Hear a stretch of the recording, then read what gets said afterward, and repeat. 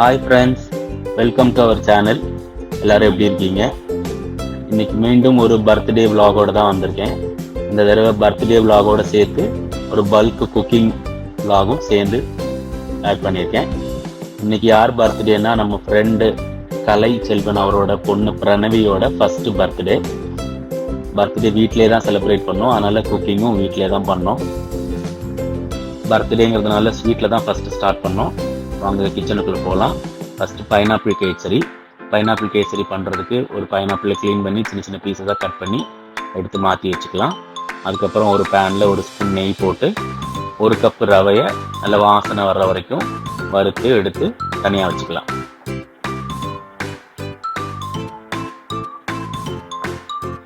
அப்புறம் அதே பேனில் மறுபடியும் ஒரு ஸ்பூன் நெய் சேர்த்து முந்திரி பருப்பு, திராட்சை இதெல்லாம் நல்ல பொன்னிறமாக வறுத்து எடுத்து அந்த ரவையோடு சேர்த்து மாற்றி வச்சுக்கலாம்.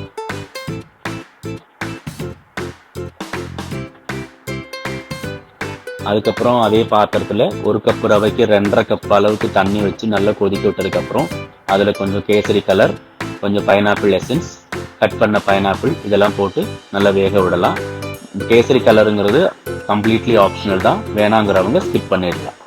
தண்ணி நல்லா கொதித்து பைனாப்பிள் கொஞ்சம் லைட்டாக வெந்ததுக்கப்புறம் நம்ம வறுத்து வச்சிருக்கிற ரவை, முந்திரி பருப்பு இதெல்லாம் கொஞ்சம் கொஞ்சமாக போட்டு கிண்டிகிட்டே இருக்கணும். நல்லா ரவை வெந்து வர்ற வரைக்கும் நல்லா கட்டிவிடாமல் கிண்டணும்.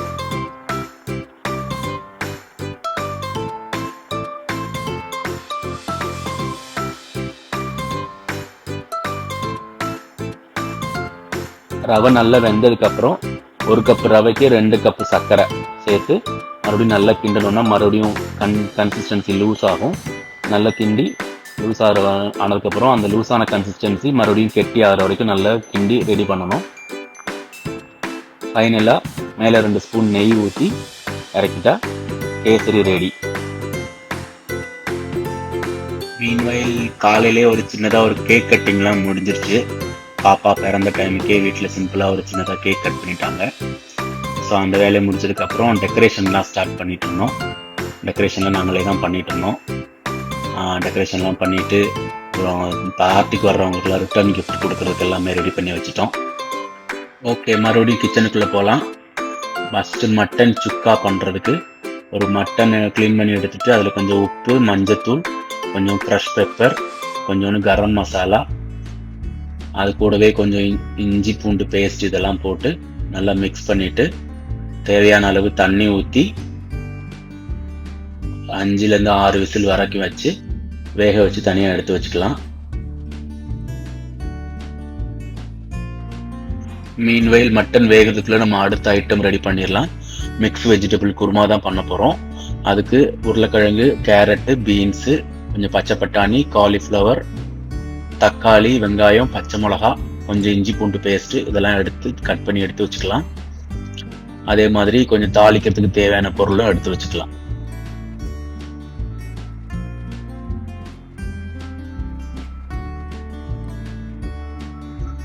அப்புறம் ஒரு பாத்திரம் சூடாக்கி எண்ணெய் சூடானோன்னு அதில் கொஞ்சம் சோம்பு, பட்டை, கிராம்பு, ஏலக்காய் இதெல்லாம் போட்டு நல்லா வதக்குனதுக்கப்புறம் நம்ம கட் பண்ணி வச்சிருக்கிற வெங்காயத்தையும் போட்டு நல்லா வதக்கணும்.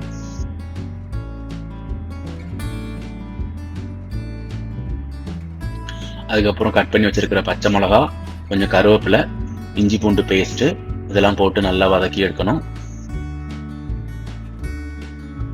அது நல்லா வதங்கின உடனே கட் பண்ணி வச்சிருக்கிற தக்காளியும் போட்டு கொஞ்சம் உப்பும் போட்டு வதக்கிக்கலாம். கூடவே கொஞ்சம் புதினா, கொத்தமல்லியும் ஆட் பண்ணிக்கலாம். இது நல்லா தக்காளிக்கு வெந்து வரட்டும், அது வரைக்கும் வதங்கட்டும். தக்காளி கொஞ்சம் நல்லா வெந்து வந்ததுக்கப்புறம் கட் பண்ணி வச்சிருக்கிற வெஜிடபிள்ஸ் எல்லாம் ஆட் பண்ணிக்கலாம். வெஜிடபிள்ஸ் எல்லாம் ஆட் பண்ணி நல்லா மிக்ஸ் பண்ணி காய்கறி வேகிறதுக்கு தேவையான அளவு தண்ணி ஊற்றி காய்கறியை கொஞ்சம் வேக வச்சுக்கலாம். காய்கறி ஒரு 1/2 குக் ஆனதுக்கப்புறம் கொஞ்சம் தேங்காய், முந்திரி பருப்பு இது ரெண்டையும் தனியாக மிக்சியில் அரைச்சி வச்சிருக்கோம், அதையும் ஆட் பண்ணி கொஞ்சம் வேக விடலாம்.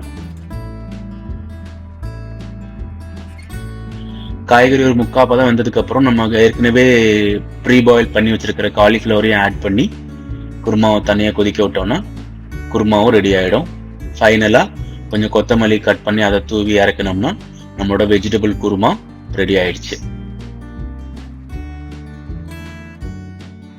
அடுத்த ஐட்டத்துக்கு போகலாம். அடுத்து மட்டன் சூப் தான் பண்ண போறோம். மட்டன் சூப்புக்கு நம்ம ஏற்கனவே மட்டன் குக்கர்ல வேக வச்சு எடுத்து வச்சிருக்கிறோம். மட்டன் பீசஸ் தனியாகவும் மட்டன் ஸ்டாக் தனியாகவும் எடுத்து வச்சிருக்கோம். ஸோ அதுக்காக ஃபர்ஸ்ட் தாளிக்கிறதுக்கு ஒரு பேன்ல எண்ணெய் சூடாக்கி சோம்பு, பட்டை, கிராம்பு, ஏலக்காய்லாம் போட்டு தாளிச்சிட்டு கொஞ்சம் கருவேப்பிலை, கொஞ்சம் பச்சை மிளகா காரத்துக்கு ஏற்ற மாதிரி போட்டு தாளிச்சுக்கணும். தாளிச்சதுக்கு அப்புறம் ஒரு தக்காளியும் போட்டு நல்லா வதங்க விடணும்.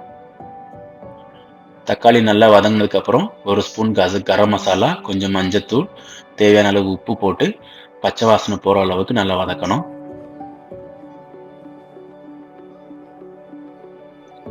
மீன்வெயில் நம்ம மட்டன் ஸ்டாக்கும் நல்லா கொதிச்சு ரெடி ஆயிடுச்சு. ஸோ இந்த மசாலா ரெடி ஆனோன்னா இந்த ஸ்டாக்கை தூக்கி இந்த மசாலாவில் போட்டு நல்லா கொதிக்க விடணும்.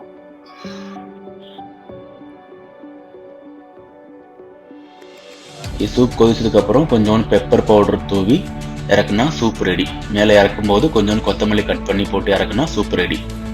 அடுத்த மெயின் ஐட்டம் பண்ண போகிறோம். இது வந்து ஸ்பைசி சிக்கன் கறி. இதுக்கு பாத்திரத்தில் நல்லெண்ணெய் ஊற்றி நல்லா சூடாக்கணும். எண்ணெய் சூடானோன்னு தாளிக்கிற ஐட்டம்லாம் போடணும். பட்டை, கிராம்பு, ஏலக்காய், அன்னாசிப்பூ, சோம்பு எல்லாம் போட்டு தாளிச்சிட்டு வரமிளகாயும் போட்டு தாளிக்கணும். தாளிச்சதுக்கப்புறம் கட் பண்ணி வச்சிருக்கிற வெங்காயத்தையும் போட்டு நல்லா வதங்க விடணும். வெங்காயம் வதங்குறதுக்குள்ளே நம்ம சலாடுக்கெல்லாம் ரெடி பண்ணி வச்சுட்டோம். ஸோ சலாடு கட் பண்ணி வச்சுருக்கிற கேரட்ஸ், அப்புறம் குக்கும்பர் இதெல்லாம் அரேஞ்ச் பண்ணி ஒரு பிளேட்டில் எடுத்து வச்சுட்டோம். கூடவே வந்து தயிர் வெங்காயமும் செஞ்சு அதையும் தனியாக ஒரு பாத்திரத்தில் எடுத்து மாற்றி வச்சாச்சு. ஸோ சைடில் அதுக்கப்புறம் வெங்காயம் நல்லா வதங்கினதுக்கப்புறம் கூடவே இஞ்சி பூண்டு, பச்சை மிளகாய் எல்லாம் சேர்த்து அரைச்ச பேஸ்ட் இருக்குது. அது கொஞ்சம் ஆட் பண்ணி அதையும் நல்லா வதங்க விடணும். பச்சை வாசனை போகிற வரைக்கும் வதங்க விடணும். அதுக்கப்புறம் தேவையான அளவு கொஞ்சம் உப்பு, கொஞ்சோண்டு மஞ்சத்தூள் எல்லாம் போட்டு வதக்கணும். அதுக்கப்புறம் பச்சை மிளகா, தக்காளி இதையும் போட்டு நல்லா வதங்கி தக்காளி நல்லா மசிஞ்சு வேகிற அளவுக்கு நல்லா வதங்க விடணும். கூடவே கொஞ்சம் புதினா, கொத்தமல்லி, கருவேப்பிலை 3 ஆட் பண்ணி எல்லாத்தையும் ஒன்றா மிக்ஸ் பண்ணி நல்லா மசிஞ்சு வேகிற வரைக்கும் நம்ம வெயிட் பண்ணலாம்.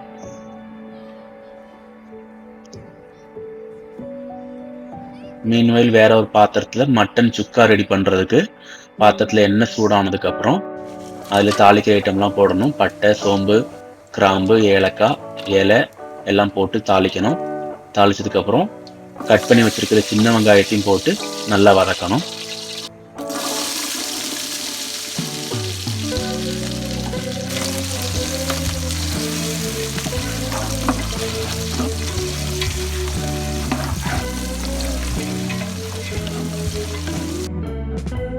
கூடவே கருவேப்பிலை, கொஞ்சம் காரத்துக்கு காஞ்ச மிளகா எல்லாத்தையும் போட்டு நல்லா வதக்கணும். இது வதங்கிறதுக்குள்ள நமக்கு சிக்கன் என்னென்னு இருக்குன்னு பார்க்கலாம். சிக்கன்ல இப்போ தக்காளியில நல்லா வெந்துருச்சு. அதுக்கு தேவையான மசாலாலாம் ஆட் பண்ணலாம்.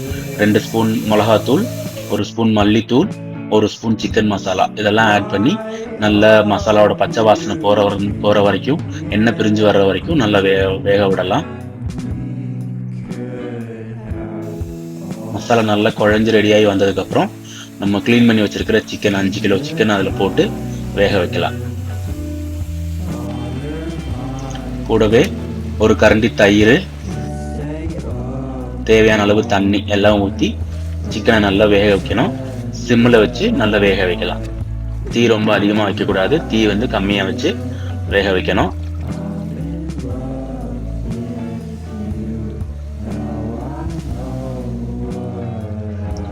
மீன்வெயில் மட்டன் சுக்கால கொஞ்சம் இஞ்சி பூண்டு பேஸ்ட் ஆட் பண்ணி நல்லா பச்சை வாசனை போகிற வரைக்கும் வதக்கணும்.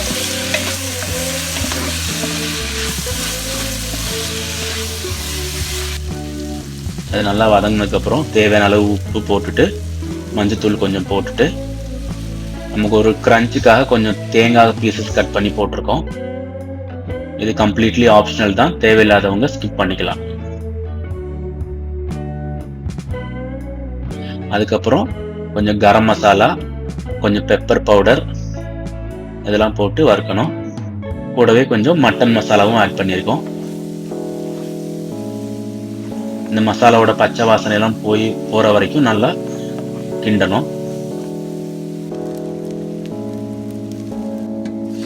இந்த மட்டன் மசாலாவோட வாசனை எல்லாம் போனதுக்கப்புறம் நம்ம வேக வச்சு எடுத்து வச்சிருக்கிற மட்டன் அதையும் ஆட் பண்ணோம். இது நம்ம போட்டிருக்கிறது 3 கிலோ மட்டனுக்கு உண்டான ஐட்டம்ஸ் தான் போட்டிருக்கோம். இது நல்லா கிளறி விட்டுட்டு அடுப்பை சிம்ல வச்சு கொஞ்ச நேரம் வெயிட் பண்ணலாம். மீன்வைல் நம்ம சிக்கன் கறி நல்லா ரெடி ஆயிடுச்சு. சிக்கன் நல்லா வெந்து எண்ணெய் எல்லாம் பிரிஞ்சு வந்து நல்ல சிக்கன் குழம்பு ரெடி ஆயிடுச்சு. மேலே கொஞ்சம் கொத்தமல்லி கட் பண்ணி தூவி ஃபினிஷ் பண்ணி இறக்குனா சிக்கன் கறி ரெடி. அதே சமயம் பக்கத்தில் நம்ம மட்டன் சுக்காவும் நல்லா ரெடி ஆயிடுச்சு. மேலே கொஞ்சம் புதினா கொத்தமல்லி கட் பண்ணி தூவி இறக்குனா மட்டன் சுக்கா ரெடி ஆயிடுச்சு. இப்போ இதுக்கு தேவையான bread items, parotta and idiyappam இதெல்லாம் வந்து நம்ம ரெடிமேடாக கடையிலேருந்தே வாங்கிட்டோம். ஸோ அது வீட்டில் பண்ணலை. அடுத்து ஃபைனலாக நம்ம பண்ண போகிற ஐட்டம் சிக்கன் ஃப்ரை. சிக்கன் ஃப்ரைக்கு சிக்கன் கூட கொஞ்சம் ஜிஞ்சர் கார்லிக் பேஸ்ட்டு, மஞ்சத்தூள், உப்பு, சிக்கன் மசாலா கொஞ்சம், மிளகாத்தூள் கொஞ்சம், ஒரு முட்டை இதெல்லாம் போட்டு மேரினேட் பண்ணி ஒரு 1 hour மாற்றி வைக்கணும். நாங்கள் மேரினேட் பண்ண வீடியோ எடுக்காமல் விட்டாச்சு, அதனால் அது இதில் மிஸ் ஆகிடுச்சு. ஸோ அதெல்லாம் மேரினேட் பண்ணி ஒரு 1 hour வச்சதுக்கப்புறம் ஒரு 1 hourக்கு அப்புறம் எண்ணெய் சூடாக்கி எண்ணெயில் ஒரு பீசஸாக போட்டு தனித்தனியாக பீசஸ் எல்லாம் பொரிச்சு எடுத்தால் நம்மளோட சிக்கன் ஃப்ரை ரெடி ஆயிடுச்சு.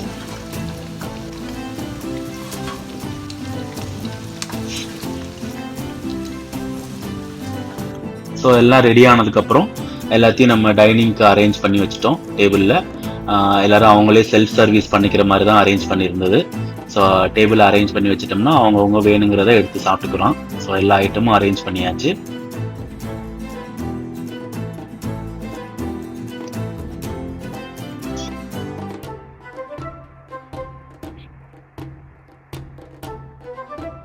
ஸோ அடுத்து பர்த்டே கேக் கட் பண்ணுற செரமனிக்கு தான் வந்துட்டோம். ஸோ கேக்கு வந்துருச்சு பேக்கரியிலேருந்து. கேக் வந்ததுக்கப்புறம் ஃபோட்டோஸ்லாம் எடுத்துகிட்டு கேக் கட் பண்ண ஸ்டார்ட் பண்ணிட்டோம்.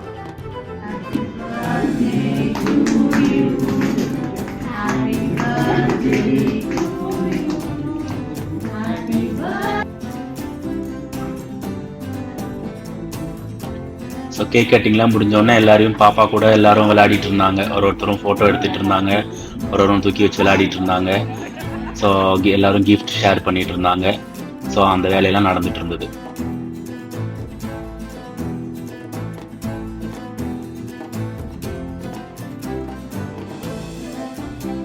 ஸோ ஃபைனலாக எல்லாரும் ஒரு குரூப்பாக ஒரு ஃபோட்டோ எடுத்துட்டு நம்ம வந்த வேலையை ஆரம்பிச்சாச்சு, சாப்பிட்ற வேலை.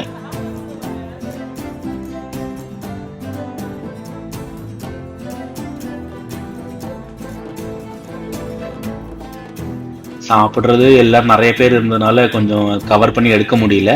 கொஞ்சம் தான் கவர் ஆயிடுச்சு. பாதி நேரத்தில் நாங்கள் சாப்பிட உட்காந்துட்டதுனால வீடியோ எடுக்க முடியல ஃபுல்லாக. அதனால் கொஞ்சம் கொஞ்சம் கிளிப்பிங்ஸ் தான் வந்திருக்கும். ஸோ வீடியோ பார்த்த எல்லாருக்கும் ரொம்ப தேங்க்ஸ். தொடர்ந்து வீடியோ பாருங்கள், சேனலை சப்ஸ்கிரைப் பண்ணுங்கள், லைக் பண்ணுங்கள், ஷேர் பண்ணுங்கள். தொடர்ந்து உங்களோட ஆதரவை தாங்க. நன்றி.